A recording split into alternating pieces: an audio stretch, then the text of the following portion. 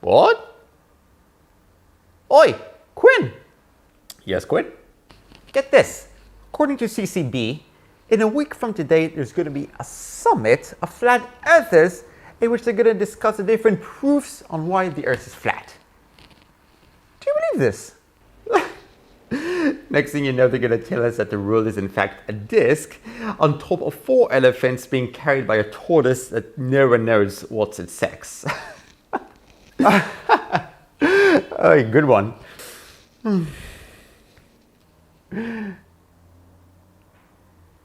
Quinn, you don't think that the earth is flat now, do you?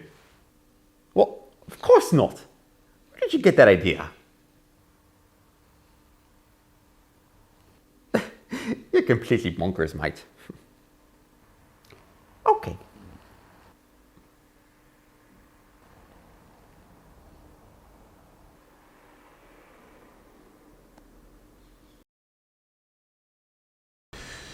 Right. So, in Discworld, in Discworld, what every player is going to do is very simple. They're going to play a card and draw a card.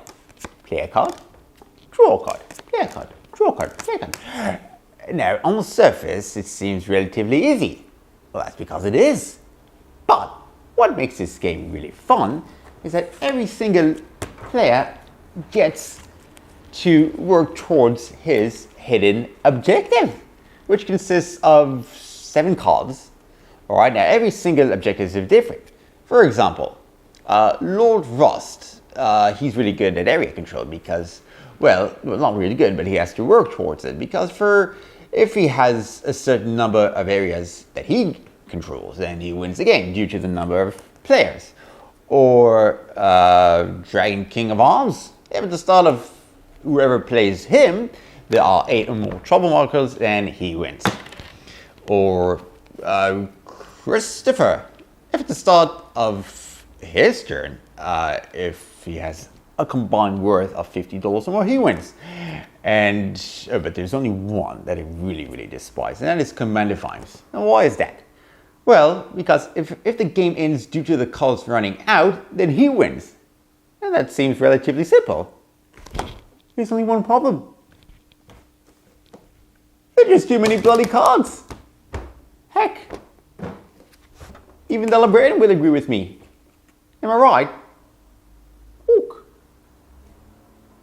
This game is sort of like your own Da Vinci Code or your own Alan Turing machine, where you just need to figure out what's the best approach to kill the monsters. Are you gonna perhaps move forward so you can use a mana to improvisation so you can rage attack forward, so you can get influence forward, so you can move forward, and it's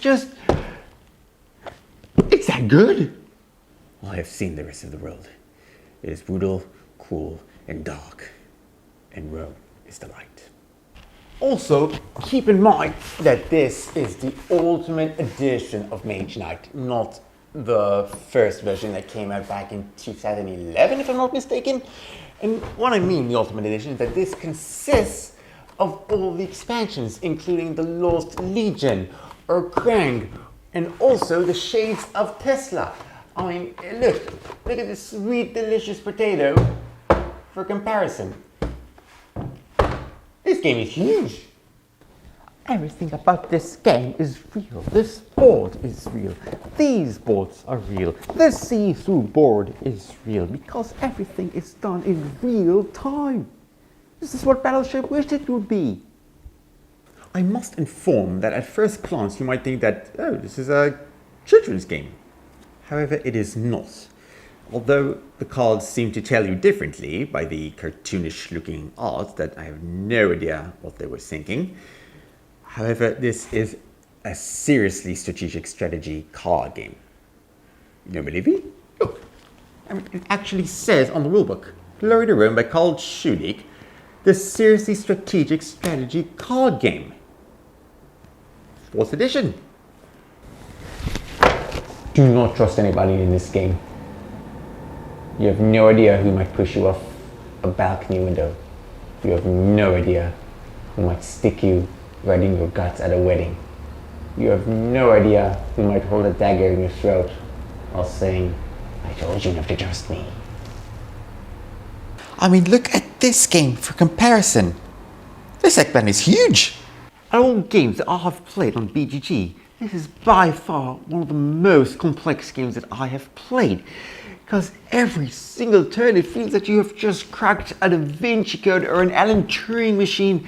And these are just with your 5 cards or more, depending on what you want to do on your turn. Do you want to kill an orc? Do you want to conquer a city? Do you want to kill a dragon? Do you want to go down in the dungeon? And it all depends on the resources that you have, whether it's the cards or mana tokens or crystals or these units that might or might not want to help you out. So let's say, for example, that you have influence. Okay, perhaps I'll use influence to get a unit. No, I don't need to move, I'm already here. Improvisation, okay, maybe I'll discard. No, I need this card because it has a block or attack. What about this one? Another attack 4. And okay, maybe I'll just turn like this, and maybe I'll use a mana token. I'll go and roll the dice, and then he's gonna go here, and then, oh my god, all these wound cards. Yes, there are wound cards in this game, and you're gonna get a lot of them. They're gonna give you minus points at the end of the game. And like I said, after every turn, it feels that you just cracked a very complex puzzle. And it's, on one hand, so exhausting, but my god, it's so satisfying. And the game ends in 5 different ways. Either the deck runs out, or somebody used the last in town cards, or somebody used a catacomb. Upon completion, game ends immediately, score as usual. Or somebody uses a form card, or all players surrender to another player for whatever reason, by intimidation or bribery, etc.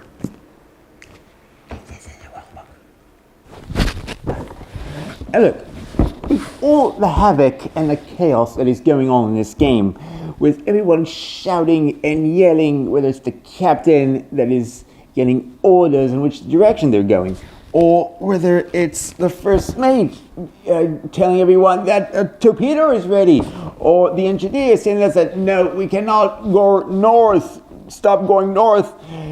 It is so crucial for the first mate to listen very closely to where the captain on the other team is going.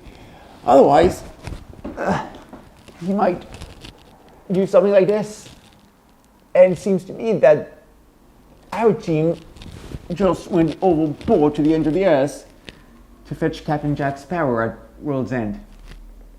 But does it hold up as a war game after all this time? The answer is no. I mean, there are so many better war games that are doing a much better job than this, to be honest.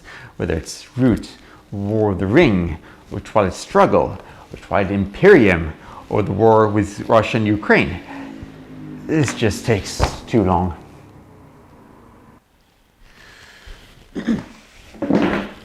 As you get to, ow! Norris's sword almost cut my throat. As you can see, this game is just huge in terms of the amount of components that comes with it. You get all these cards and all these beautiful tiles and these fantastic looking cities, and these tiles, land tiles that I just want to sink my teeth into, but I won't. WizKids just knocked it out of the park in terms of component quality, and I think I'm on the minority here, but I actually quite like these miniatures, even though, well, they're not top-notch as other miniatures in other war games. But my god, this game is just huge and fantastic, and I just want to hug all of it, just give it like a big group hug, and just, show the world how much I adore this game because it's that good. Valyrian Steel. I always wanted Valyrian Steel. One thing to keep in mind though is that unfortunately this game is quite OP. This game is quite OP. It is hard to find. The reason for that being is that unfortunately after Sir Terry Pratchett died back in 2015, they stopped making copies of the game, which is very, very unfortunate. However, there is a silver lining. There is a implementation of the game which is called 99. Personally, I haven't played it, but I can only assume that it plays the same except for the theme, of course, which is different. Now, you don't have to be a Discworld fan to enjoy the game, but it does help because all of these cards are oozing with Discworld characters that unfortunately I don't even remember them because I haven't read all of the 41 books of the series. I did read 6 though, Gods being my favorite, which is why I'm quite familiar with, Commander Vimes, if I'm not mistaken. Oh no, there's just so many characters I can't keep up with all of them. But yes, Discworld is cute, it's light, it's chaotic, it's random, and I really think the family will enjoy this great game. Sorry, still here. So, yes, get the game. It's quite fun. If you can get a copy of the game, again, it's quite rare, but Shop Instagram does recommend Discworld. So, no funny business. You and me, alliance against the Lannisters. Alright? But of course! But I can trust you as well, right?